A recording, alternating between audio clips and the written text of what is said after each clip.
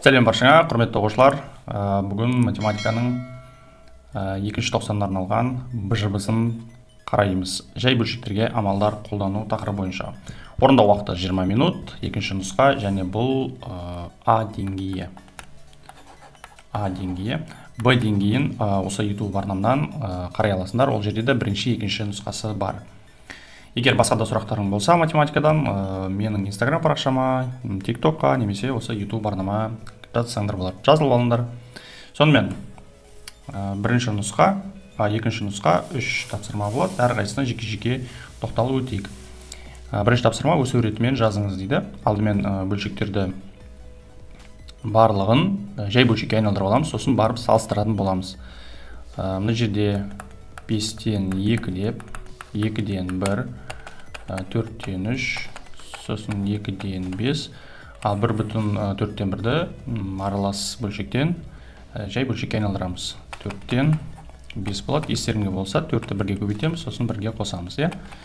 Ары қарай дәл солай соңғы бөлшекті де жасаймыз. 5-тен 12 болады. 5-ке 2-ні көбейтеміз және 2-ні қосамыз. Ал енді барып мына бөлшектерді салыстырамыз.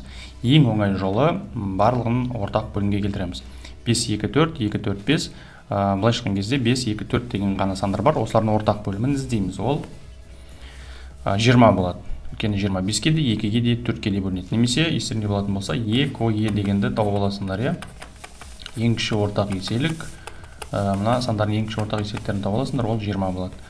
Сонымен мен мына жерге 6 бөлшек болғандықтан 6 мынандай қазір бөлшек дайындап қоямыз. Әрқайсысына 20 деп қоямыз.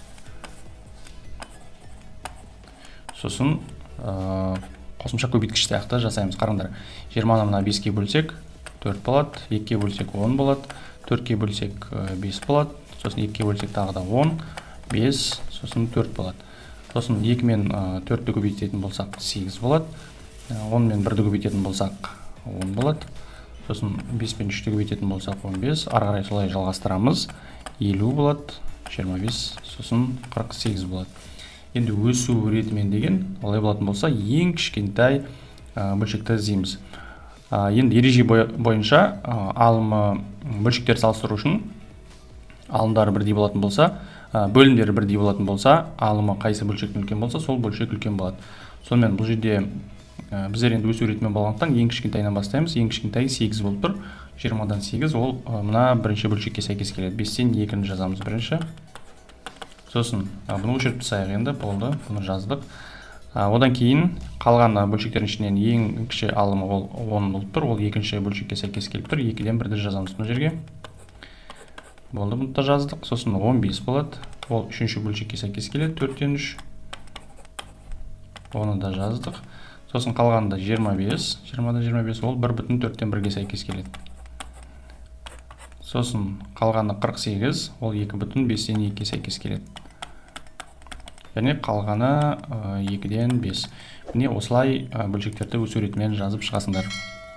Келесі есептеңіз. 2 бөлшекті көбейту керек. Мынау бөлшек және бүтін санға көбейтеміз. Естеріңде болатын болса, бүтін сан астына біздер 1-ді жаза аламыз. Сосын алымын алымына көбейтеміз, бөлімін бөліміне көбейтеміз. Сөйтіп 3-ті 7-ге көбейтеміз және 14-ті 1-ге көбейтеміз.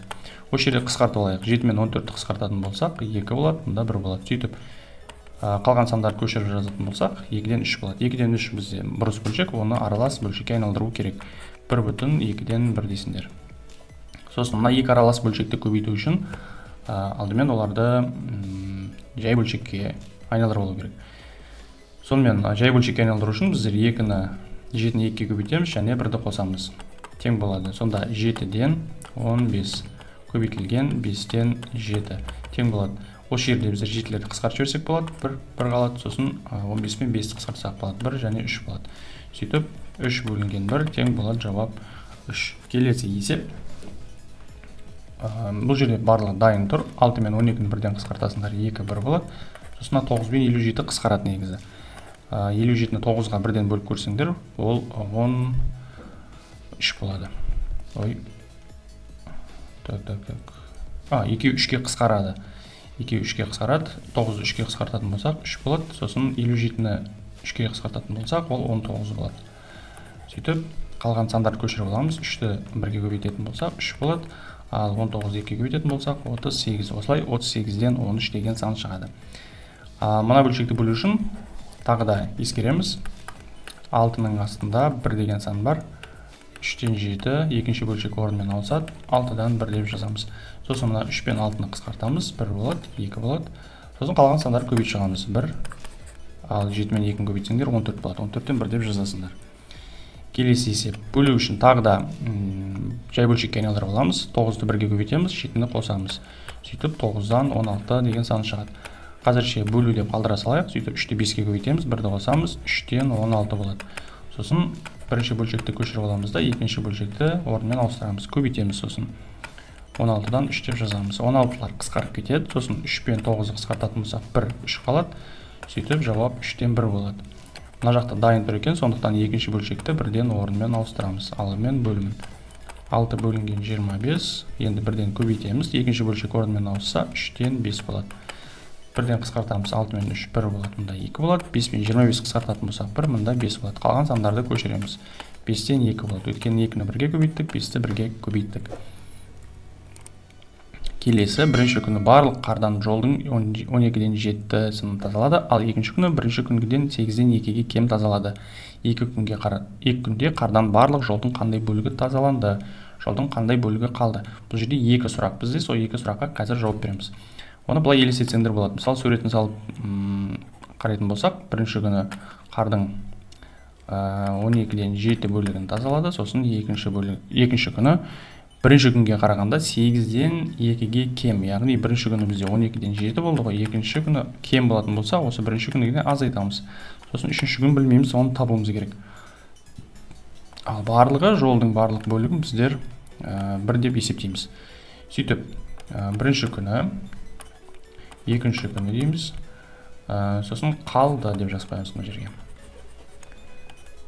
Бірінші күні жазамыз, ол 12-ден 7 болады. 12-ден 7 бөлігі деп қойсаңдар болады. Екінші күні азайтамыз. 12-ден 7 азайтылған 8-ден 2. Осыны бірден есептей жіберсек те болады. Ортақ бөлім 24 болады. Мұнда 2 барады, қосымша көбейткіш, мұнда 3 барады. Мұнда 14 азайтылған 6. Ол 8 болады. 24 қысқартып жіберсек болады. 3-тен 1 болады. 3-тен 1 бөлігі екінші күні тазаланды. Олай болатын болса, барлық күн біздер айттық, ол 1 бөлік болады толығымен. Ал енді мынаусы қанша қалды үшінші күнге, соны табайық. Бірінші сұрағымызға жауап берейік. Екі күнде қардан барлық жолдың қандай бөлігі? Онда бірінші амал, бірінші күні 12-ден 7 бөлігі, екінші күні 3-тен 1 бөлігі. Осы екі күнде қанша қар тазалағанын есептей алайық. 12 ортақ бөлім болады. Мұнда 1, мұнда 4 болады. Мына екеуін көбейтетін болсақ 7, мына екеуін көбейтетін болсақ 4 болады. 7-ге 4-ті қосамыз. 12-ден 11 бөлігі болады. Екі күнде тазаланған бөлігі. Сөйтіп, қанша қалды есептейтін болсақ, ол барлығынан тұтас 1-ден азайтамыз, 1 мен екінші күнде шыққан нәтижені. 1 деген санды біздер 12-ден 12 деп жазамыз. Азайтылған 11 бөлінген 12. Неге 1-ді біздер 12-ден 12 деп жаздық? Біріншіден 12-ні 12-ге бөлсек 1 болады, ал екіншіден азайтылып жатқан бөлшек бөлімі бізде 12. Сондықтан ортақ бөлім бірдей болсын дедік та, сосын 12-ден 12 деп қойдық. 12 дейміз, ортақ бөлім 12-ден 11-ді азайтатын болсақ 1 болады. Сонымен қалды бізде 12-ден 1 бөлігі. Ал мынау бірінші және екінші күні тазаланған бөлігі. Осылай есептейсіңдер. Видео ұнаған болса, түсіндіру ұнаған болса, достар, парақшаға тіркеліп, достарыңмен бөлісіп, лайк басып кетіңдер.